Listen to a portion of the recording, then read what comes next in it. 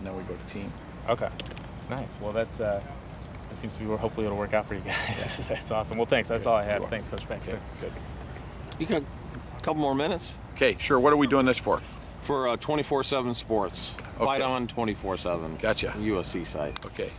Yeah, Coach, I've just been talking a lot of the players, and Randall Telfer was the latest, and he was just talking about how USC had gone from being one of the worst in special teams to number 7 in the nation in 1 year, and he was talking about how much fun you have made, being on special teams. Can you just talk about what is it about the process that you've made it fun for meetings and the competition, all that kind of stuff?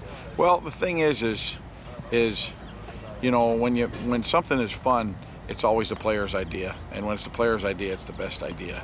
Because of Coach Kiffin's emphasis on wanting to be good in the kicking game and committing the time, practice time, and the resources to it, and our staff's commitment to coaching it. It's a high energy, high tempo, fast paced segment of practice, and I think you get what you emphasize. I know I come to work, and I'm lucky to come to work with a bunch of guys who really enjoy being here and who really enjoy coaching. And our staff is just a bunch of overgrown gym rats, and we come out here to have fun, and like I said, I think you get what you emphasize, and the players mimic that. Yeah.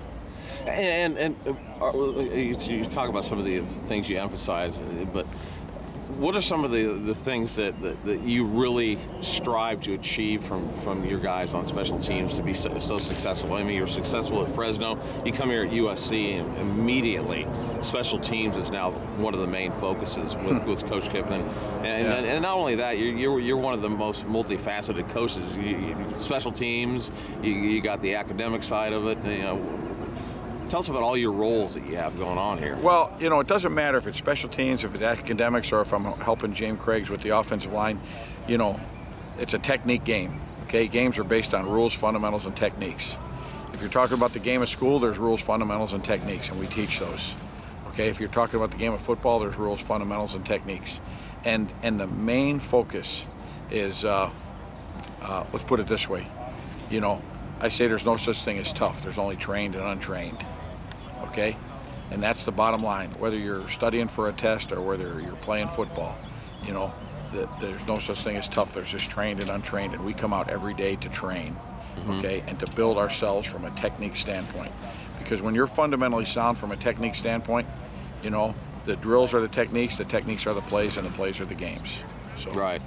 Can you just kind of tell us about as far as the bodies that you put out there on special teams? It seems like you kind of stress putting offensive linemen out there sometimes on some of the kicking,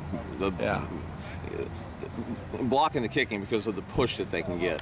Well, special teams is not offense and not defense. And I know that's an oversimplification, but special teams is a special team. And what we do is we use the best body for the job that's required. But the thing that's maybe different from our special teams is the way we use our big guys. We put our offensive linemen in on defense, and we have offensive linemen on kickoff return. We have offensive linemen and defensive linemen on the punt team, in the shield and those types of things. And a lot of people don't use those guys, but those guys have a unique skill set. But the bottom line is like we tell the players every day, you got a set of skills, and you bring those to practice every day. Okay, whatever your skill set is, just bring it, and we'll find a job for you. So, football's a great game because there's a spot for every body, and every body type. And as long as a guy comes to play hard and brings his set of skills, we'll find a role for him. Now you're partially, maybe mostly responsible for Tony Burnett.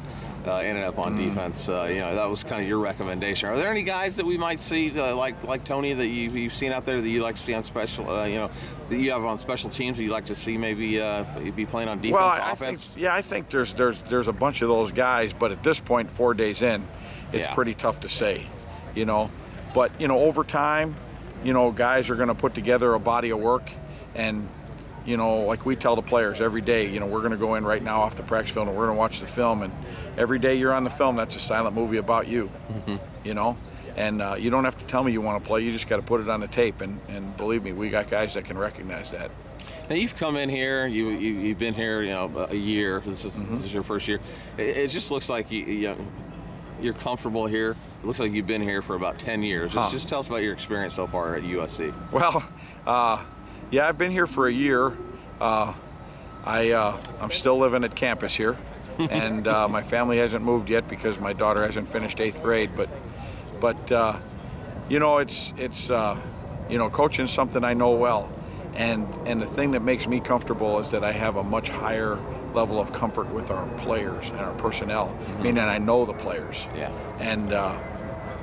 And then once you know the players, it's just a matter of you know, plugging the plugs into the right receptacles and that type of thing. But I know July 29th, I drove my truck down here and parked it in the parking lot, and I bought gas the next time on December 23rd. So for 4 months, my feet didn't leave this campus. So to say that I'm learning this campus well is to put it mildly.